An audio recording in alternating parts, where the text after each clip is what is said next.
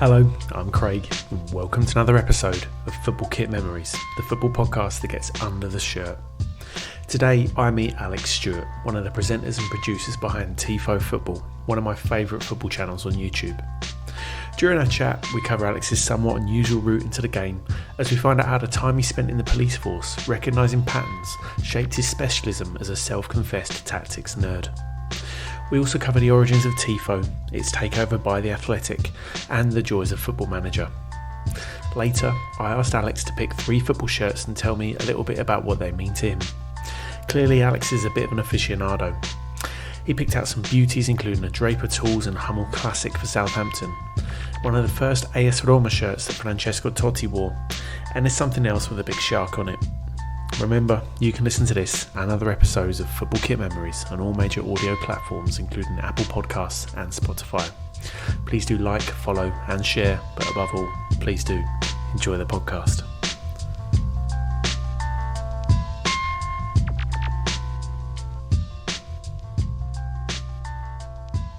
Okay, so today on the podcast, I'm joined by Alex Stewart from Tifo Football. How you doing, Alex? I'm very well, thank you. How are you? Mate, I'm very well, thank you. I'm delighted to have you here. Thanks a lot for making the time. That's entirely my pleasure. So, Alex, Tifo, I am a very big fan of what you guys do. How would you briefly sum up what Tifo is for people that don't know it? Tifo is a YouTube channel and podcast which produces predominantly illustrated videos that try to explain football. And that is partly tactical and partly looking at players and stuff like that, but it's also the financial, political, social context of football.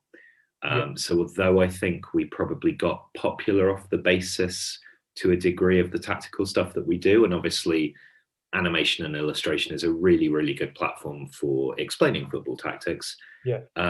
We also do a lot of stuff on ownership and on, football in the Middle East, or why Roman Abramovich bought Chelsea, that kind of stuff, which I think broadens the palette of what we do and makes us interesting to people who aren't necessarily just football fans. Yeah, I think for me, you make, for somebody like me, I've got a real kind of basic understanding and knowledge of tactics in football. But I think what you guys are amazing at doing is really making it succinct, making it accessible. It's like football tactics for dummies almost kind of thing, but it's done in such an engaging and entertaining way. It's so good. That's great to hear. I mean, I think one of the things with tactics is that it's a very complicated thing, and if you watch a team play across the course of an entire season, you'll see all sorts of tiny permutations and changes on a game-by-game basis, or based on the personnel that are available and so on. We try to provide a kind of holistic overview of a team and draw out themes that are the sort of thing that if you watch a team from time to time, you will see those things happen often. We're not trying to explain things at a kind of coaching level or anything. There's a degree of complexity that you can go into, and there are sites that do that really well, like Spielverlagerungen, for example. But we are, first and foremost, yes, I guess we're educational to a degree, but we are also there to entertain people and to provide context for them in a way that is palatable and digestible and not too weighty and not too serious and po-faced, because frankly, who wants that? Football should be an escape, it should be fun, and we're just trying to make it slightly easier for people to understand what it is they're seeing, or the context around which the game unfolds.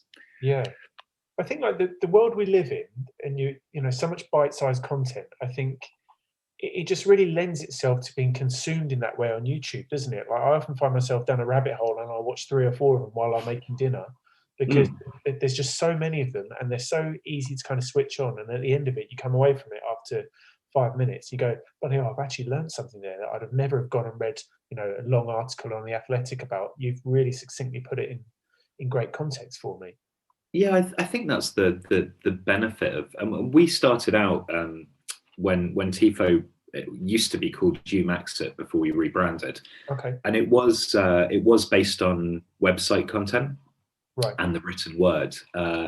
And that was quite popular. And again, the premise of doing things that weren't entirely news cycle responsive and were taking kind of broader thematic sweeps was part of the way that we set that up. But the transition to video, which was instituted by Joe Devine, who's now the executive producer for Tifo, right, or managing editor, or I get confused with our titles. He's in charge, basically. Okay. And it was his idea to move across to video. And I think the great thing about video is that you can present a load of information, as much information as, if you think when we're talking, we talk at about 3 words a second. So a minute's worth of video is somewhere around 180 words. So you can get quite a lot of a relatively long article into a 5, 6, 7 minute video. Yeah. But the combination of the fact that it's put to you in an audio form, but with diagrams that help explain stuff or that are in themselves entertaining or interesting, just allows that material to stick that much better. We also find that from an audience perspective, obviously there's scope for people who maybe don't have English as a first language and would therefore possibly struggle with wading through a 1,500 word article. They can get enough in terms of what they can digest from a video, and that's obviously supported by the imagery and so on, that it broadens out the audience and makes that stuff more accessible, which is what we're seeking to do. Right. So you mentioned Joe. He's usually the narrator on the videos. That's right, yes. What do you do? What's your kind of role in it all? So my role now predominantly is presenting and producing. What that really means is that prior to the pandemic, when we were able to film live videos, tactical stuff or discussion-based videos, I would have a role in those. Obviously, that's been largely curtailed due to what's happened over the past year. And that folds in my podcasting duties as well. And otherwise, I write scripts predominantly about tactics. But because of the way Tifo functions, the ideas for those scripts are also generated out of a discussion. So Joe, myself, Seb Stafford-Bloor, JJ Bull, who's just joined us from The Telegraph, right, we'll all sit and have a chat and say, well, what's interesting, what's happening, what can we have a look at? Here are some tactical ideas. That's generally speaking what I bring. Seb will have more of a kind of overview of it might be historical stuff, it might be news related stuff. And between us, we'll kind of come up with some things. Joe obviously has the casting vote because he's in charge. Mm-hmm. And then I'll go off and research and write those scripts.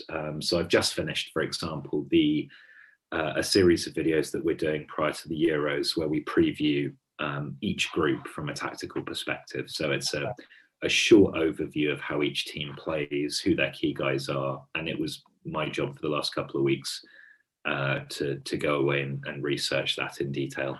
Yeah, okay. I'm looking forward to that, mate. So your Twitter bio says that you're a tactics nerd.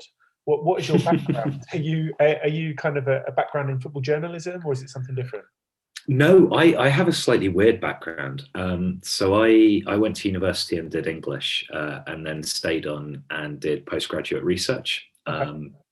And that was mostly in intertextuality in medieval religious literature. So spotting patterns between different texts where they overlapped, where phrases or ideas had been borrowed from one text and put into another. So I did that. I left university before completing my doctorate because of various reasons. Mostly a guy in the States published a load of stuff, which meant I'd had to basically start it again. Oh, shit. Yeah, mildly annoying. It was fine. By that point, I kind of realized I probably didn't want to be an academic anyway. And I then went and worked for the police for almost 6 years. Right.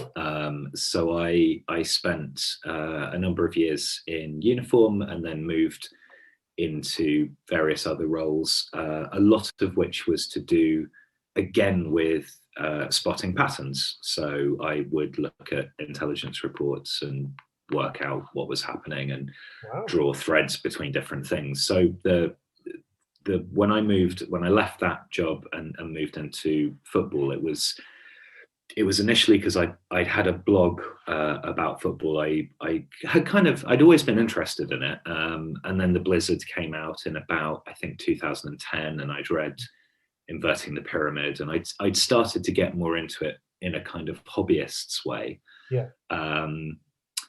And then I left the police basically because I just had enough of how incompetent the Met was as an organisation. That's a story for another day, and quite a long one. Podcast.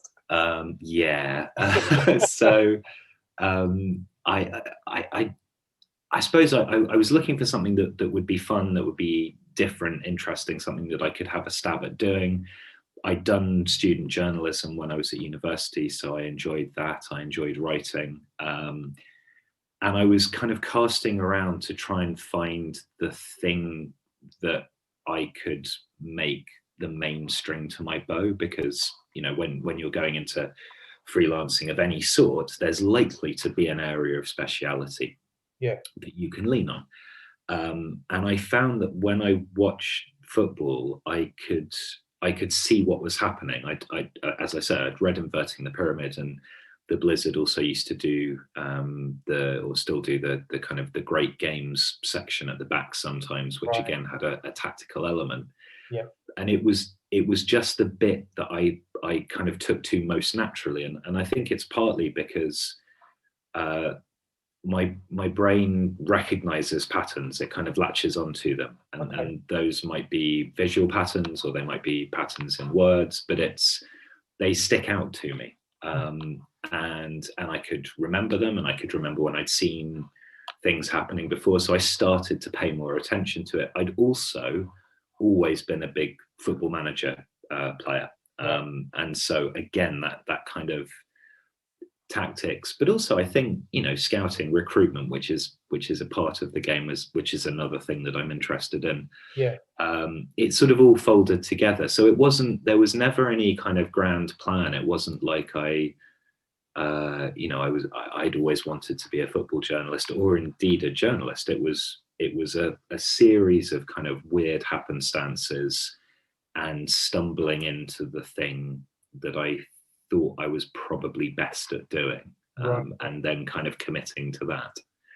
So how good are you on Football Manager then? Because for me, it's always the tactics that I'm down, unfortunately. I can do the transfers really well, but tactics are bad. Well, you have to adapt with each game engine, because certain things will work really well in a version, and then you try and move them across to the next version, and they fail miserably. I'm sort of feeling my way through this one. I've got a series that I'm doing with Ian McIntosh for The Athletic, where we both manage a Bundesliga team. So he's Schalke and I'm Stuttgart. We're just into the second season now. It was weird. I think it's right in saying the first thing that I ever got paid for writing was a series for The Set Pieces, which was a website that Ian set up, and was edited for a while by Matt Stanger, who then went off to Joe and ran their football content for a long time. Right. And it was writing about Football Manager, and so it's something that I've actually always quite enjoyed doing. And when Muddy News Media, which is Ian's podcasting company that does the Totally Football Show and stuff, joined The Athletic, he had the idea to kind of get the band back together again. So we, and to be honest, it's been great, because obviously lockdown has necessitated, you know, staying at home and not seeing anybody and so on. And so for a good few hours a week, Ian and I have been able to stick on a long WhatsApp call and chat to each other while we're playing a network game of FM. Nice. And it's technically work, but it's actually just a really nice excuse to catch up with somebody, and you know, there's kind of like a framework, so you're talking about the game but also nattering about stuff generally, and I think it's certainly helped me get through this last lockdown. Yeah, God, I think a lot of people are in the same boat, me included. So you mentioned the Athletic. You guys were taken over, I think, summer 2020, right? You guys were taken over by the Athletic, or they bought into you guys. Yeah, so I think it was completed in like April of last year, Right. something like that. So we initially, when they established their UK operation, I'd already been a subscriber to the Athletic for a good few months prior to that. Okay. Just as a generally interested sports fan. And obviously they came over here and they hired a load of amazing people, and they started working with us as a commercial partner. So they were just sponsoring some of our videos, sponsoring the podcast. Yeah. And in the course of that, we had discussions with them on and off, and also we were looking at the kind of people that they were hiring. And I think it became quite clear to both parties that there was the opportunity to grow the relationship into something more substantial than just a sponsorship one. Right. So we began discussions with them, I suppose, towards the end of 2019. Right. And then obviously, stuff started to slow down a little bit, but we managed to get it over the line just in time, I think, before everything went to shit slightly. But it's been fantastic because they've been able to support our expansion as a team. So Tifo is still kind of, as a brand, is separate, but we are wholly owned by the Athletic now. Right. But they've basically supported us in our ability to generate more and better content without massively kind of involving themselves in how that goes, because I think one of the things with an acquisition like that is that they've bought us because they like what they do, and so the last thing that makes sense is for them to kind of come in and then start interfering with that. And of course what they've done is the opposite. They've basically supported us. Clearly we have slightly different business objectives now.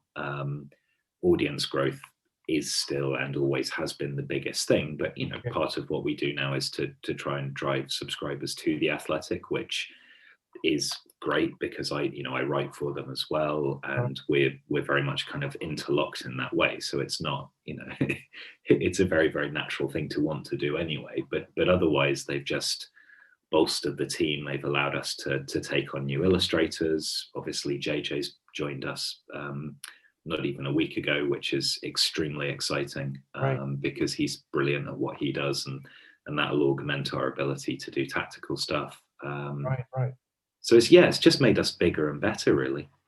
And it's almost like 1 million subscribers on YouTube, right? Were you guys growing at a strong rate anyway, or have they really kind of accelerated that for you? No, we were growing at a pretty strong rate anyway. I think so we're currently 965,000. So we're inching ever closer to the magic mark. You pay attention to the number or anything? Absolutely not. No, I don't check the YouTube Studio app on my phone every day.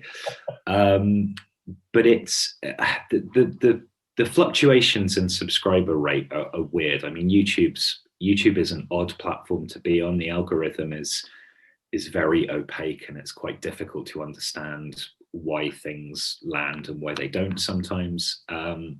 We were lucky in the last sort of month or so that we had a series of quite big videos prior to the European Super League announcement. And we also, a couple of the videos, because obviously no one knew the ESL thing was happening at that point in time. So by pure coincidence, we had, I think just before the ESL launch was announced, we had a video on Barcelona's finances and their debt situation, which I wrote.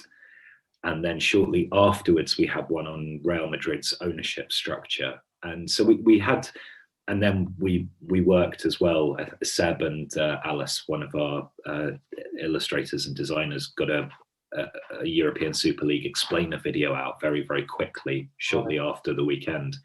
So we rode a bit of momentum from being more responsive than we ever usually are with that explainer video, but we also had stuff coincidentally around it. And this is one of the things that's great about Tifo, is that our back catalogue has got so much stuff in it which can become relevant on the news cycle basis, although it's not written for that reason. Yeah. So you go right back, and a lot of this stuff is work we've done with James Montague, but it's why Roman Abramovich bought Chelsea, for example, is one. And we looked at Leipzig and the 50+1 rule and explained that. So there's all this kind of material which becomes relevant again when something like the Super League happens, and I think that gave us a massive bump.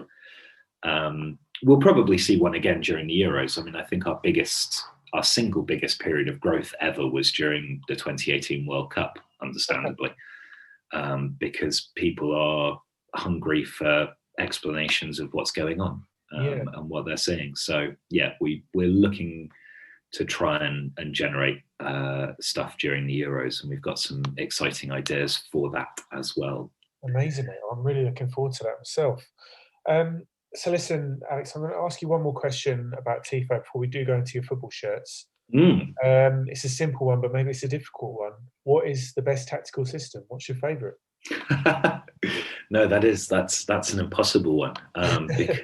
Because the sort of slightly nerdy answer is that obviously it's going to depend on the players that you have available, what your opposition's playing, that kind of. I probably have a slight preference for something a bit like a 3-4-1-2, maybe. Okay. But it's hard to, I think probably my favorite, I'll answer it in a roundabout way. My favorite video that I've ever done on tactics was one, again, that Alice produced on Louis van Gaal's Ajax, and the Champions League winning side. And that was such a fun video to go back and watch those fixtures and to kind of see this lovely sort of morphing 3-4-3, but sometimes 4-3-3, the wing backs dropping off or pushing up, this slightly unbalanced system. So if someone could replicate that, I would say that would probably be my favorite. That's the one. It's a tough call. It's a very tough call.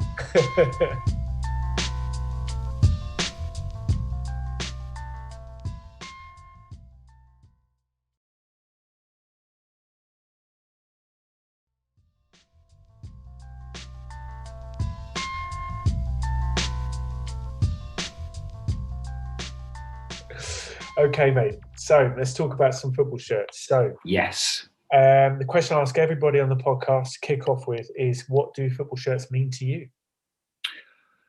Wow, I suppose so. I kind of collect football shirts. I have quite a few, and when we used to do the kind of presented videos on tactics, I'd make a thing of sort of wearing a different shirt every time. Nice. I suppose partly football shirts are an aesthetic thing. So some of the designs I really like. So I've got I think it's a sort of late 80s, forgive me, I can't remember exactly which season, Roma shirt, which has just got this beautiful kind of quite like Bauhausy sort of style of slash across it, which is great fun. Sometimes you find, there's designs that I would never ever wear unless they were on a football shirt. So Avery Dennison did a thing called the Toffee League a couple of years back. Right. And these are some garish shirts, right? And they're kind of, they're almost unpleasant, but they're so full on that it makes it okay. And because they're a football shirt, it's acceptable. But I also think football shirts have a kind of, I suppose there's a nostalgic quality in that you can pin yourself to a certain period of football by having a preference for a certain type of shirt. So So some people maybe, mid 90s, that's their favorite era. And so those are the shirts that they tend to go for. If it's a design thing, it might be Japanese shirts or Mexican shirts. I think it's a way of conveying something about how you identify with football, but through a physical object, as opposed to just talking about it or watching it or what have you. And because you wear it, it has that kind of demonstrative value, doesn't it? So it's saying, this is, I particularly like the Bundesliga of the early 2000s, which is why I've got this whatever shirt on. Yeah, okay. Yeah, exactly. Nice. Well, look, talking of garish designs, and you've picked quite a few garish ones here, I venture to say, but the first one that you picked out is the Southampton, I think it was worn 87 to 89 by Hummel, Yes. the home shirt. Yes. How come you pick this one, pal? Okay, well, partly because we've just signed. I say we. I'm a Southampton fan. Right. I'm from Hampshire originally, and back there now actually. And we've just signed a kit deal with Hummel. And as part of it, they've reissued this shirt as a replica, and it's the most recent shirt I bought, actually. Oh, nice. Okay. And Hummel, I think, I had the pleasure of having some discussions with Hummel as part of work with Tifo, and I think as a brand, they just really get, the importance of shirts, the importance of a club being part of the fabric of a community. They're a family-owned company. They've stayed close to their roots in Aarhus and Denmark, and I've just always had a lot of respect for them as a business entity, as well as the fact that they've designed some fabulous shirts. And this is the same, the 87-89 one, which is the same template as the Denmark shirt from that similar era. Of course, yeah. The Dynamos. It's just a kind of classic. To me, it's the perfect shirt. So it's got this very sort of basic design in terms of the split down the center and the V shape, but it's also got these lovely little intricate details around the cuffing and around the neckline itself. So there's something very simple, but also immediately recognizable about it. And it ties me, like I was, what was I? 5 to 7 when that shirt was being worn, so I was not watching football, and I barely even participating in it. But I think it's evocative of a certain period. There is that nostalgic quality to it, but I also think it's just a timelessly great design, and kind of reminds me of, Southampton have had some pretty woeful shirts since then, actually. But yeah, they have. It's not a strong point. I did quite like the sash job that we did. Yeah, that was cool. I think that was last season. I think I've got the white background, red sash, one of those. Yeah. Slightly kind of River Plate or Peru in its qualities. I've got some great Peru shirts, actually. In my collection. It's really, like, Peru have had some amazing shirts. I don't know why. How many do you own? About 150, probably. Okay. Yeah. Solid collection, mate. Yeah, it's not, there's no structure or order either. I know some people collect, all the shirts a particular player's worn or all the shirts of a particular team. Mine is very, very haphazard. And I basically just buy ones that I like, mostly, yeah. I'm pretty much the same. So did you kind of grow up going to Southampton often, going down the Dale, stuff like that? No, not at all. My family aren't interested in football. Okay. My dad's a massive F1 fan, and my siblings are interested in horses. My brothers run an equestrian business. Oh, okay. So I'm the only person in my family who really likes football at all. Right. The first game I ever went to, I can't exactly remember when it was, but it was actually Reading against Manchester City. And Sean Gota scored at least once, if not twice, for City. So somebody will be able to work out when that was. But I got more interested in football at school, and I started playing quite a lot. Right. And then I think it would have been about 2002. I got a season ticket as a birthday gift Christmas present from my parents to Southampton, because I kind of pinned my colours to that mast. It was, the local side and everything. Yeah. And I went there regularly for a good number of years, and just really enjoyed it. And I think, to me, going to football is so weirdly. We were talking before we started recording about this. I've been on holiday and I just switch off from football altogether. Yeah. And don't watch it and don't read about it. But one of the things I like to do, whether I'm working football or not, is go and watch live games almost as a kind of weird antidote to working in football professionally. Okay. Because if you go and watch a live game, it's crap for trying to understand the tactics of it unless you're sat in a couple of very specific places. So I go down and watch Winchester City, who are my local non-league team. Yeah. And I kind of can't help but pay attention to the tactics a little bit because it's sort of ingrained. But it's actually it's more about going down, supporting a community club, having a crap cup of coffee and a cigarette on the sidelines and chatting to a few people. And, it's fun. And it's doing that, obviously, again, because of the pandemic, I've not been able to. I think it was last summer there was a relaxation, wasn't there? And I managed to go to a couple of games. Right. I think they're opening up again in August. But it's like a recharge away from football as work. Going and doing that, it kind of reminds me why I enjoy it. Right.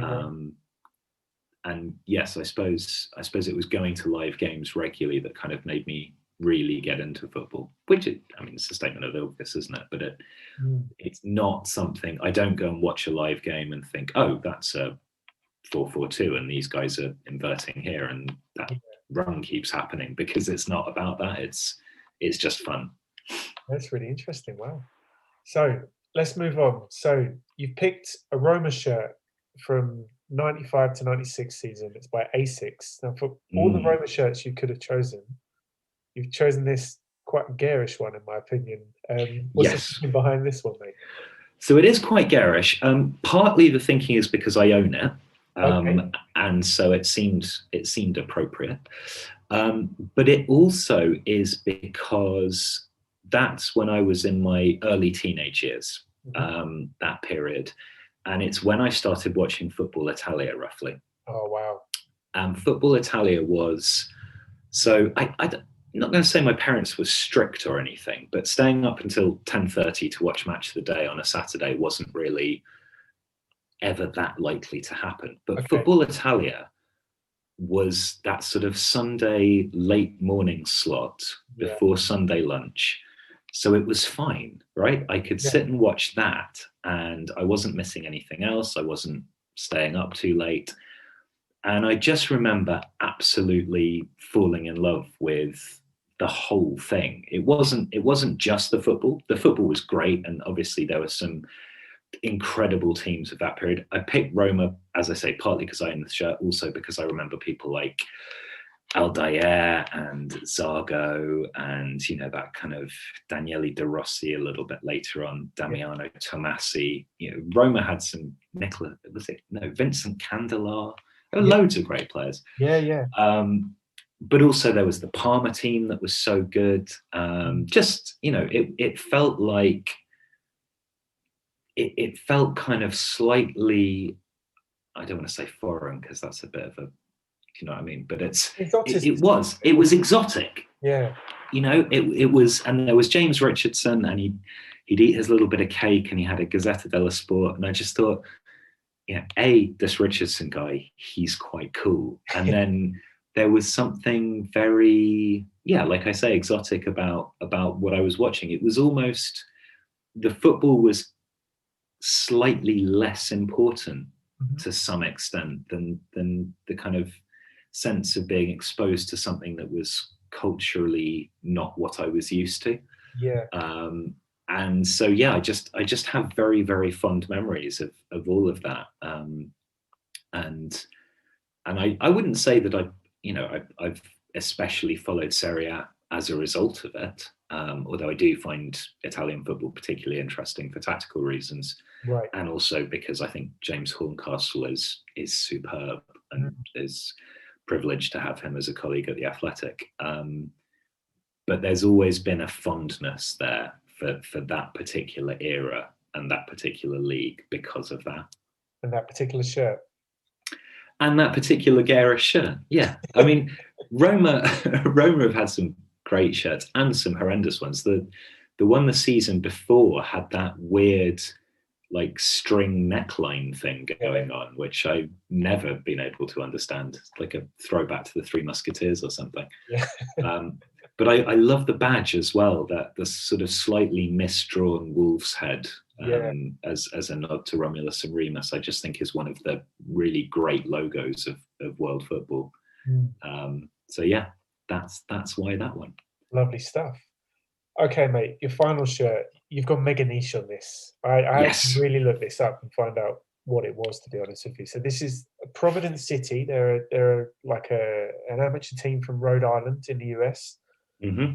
And it's sponsored by a Hammer IPA, Revival Brewing Company. Yeah. How comes you picked this one, mate? It's got a massive shark on it. Do you need another reason? No, podcast over. Fine. Yeah, there you go. So the reason I picked this is that because of my interest in football shirts, but also because of an interest that I've always had in design, and in the history of design and so on. One of the things that I was lucky enough to be exposed to when I probably fairly early on in freelancing was this growth in small football teams distinguishing themselves from everybody else through the aesthetics of what they did. Yeah. So one of the great examples of that is a club based in Milan called AS Velasca. Okay. I have a couple of their shirts as well. Right. And I wrote a long article for the Football Pink on them and the marriage of design and football. And they have like a group of artists who design everything for them. Right. So their corner flags, their little newsletters called Balletti that they put out, and all of this. And so I kind of started to explore this idea of either football collectives or non-league football teams paying real attention to what their shirts look like. And Providence, I don't know how I first came across them. I subsequently got kind of friendly with Jason Rigu, who's the guy who runs them. And we chat on Instagram and stuff occasionally. But they just, their ethos is as a community club, and they play a decent level of football, and they're trying to work their way up and everything. Right. But they have produced some absolutely banging shirts. And shirts that have an aesthetic and a design value that far exceeds where they should be based on who Providence are. And I say that with no disrespect to the club, but they're kind of they're sort of knocking around in American non-league. Sure. And they're producing these things that are really considered and fun and interesting. And in this case, very bold, because the shirt itself it's a nod to the famous Jaws poster with the shark rising up to grab, in the case of the poster, a swimmer. And I just thought that, who else puts this on a football shirt, but also it, as a design, it works. Yeah. Like, it doesn't look, sometimes you see really bold visions on football shirts and they tend to be Spanish second division sides, and they're awful. Prawns and broccoli and whatnot. But this just sings as a piece of design. It just works fantastically well. And I really admire that. I really admire the creativity, the vision. Yeah. The fact that they're trying to do something different in that regard, while also struggling with running a non-league football team, which I know from chatting to people at a variety of non-league football teams is an incredibly difficult thing to do, just to stay afloat and keep your head above water. So good pun. Yes, indeed. Excellent. That was entirely undeliberate. So yeah, that's why I've picked those. And a shout out to Providence City. Yeah, definitely. Mate, thanks so much. That was fantastic. Some really good choices there, and excellent to find out a little bit more about Tifo and what you guys do. Thank you very much. Everybody should subscribe, obviously, on YouTube if they haven't already. Also, you guys are on Twitter and you're on Instagram as well, right? Yes, we are. It's Tifo Football _ on Twitter. I think it's probably just Tifo Football on Instagram. I'm not entirely sure. I should probably know that. But yes, it's we're there, and yes, we've got a brilliant guy called Ali Clarkson who does all of our social media, and our Instagram is well worth a follow actually, because he puts up lots of cool stuff. Oh, nice, fantastic, and we'll look forward to those videos for the Euros, mate. Yes, I'm really looking forward to it. I think it's going to be an interesting tournament from a footballing perspective, but I hope and believe that it will be a much needed period of catharsis for a lot of people. Yeah. And a concentrated period of pleasure after what has been a difficult and in some instances genuinely horrible year for a lot. So hopefully football will provide some people with a bit of joy and a bit of escapism from all of that. Exactly. Brings us all together, mate. Well, look, thanks so much for your time, Alex. Really great to chat to you. Yeah, likewise. Thank you for having me. Cheers, mate.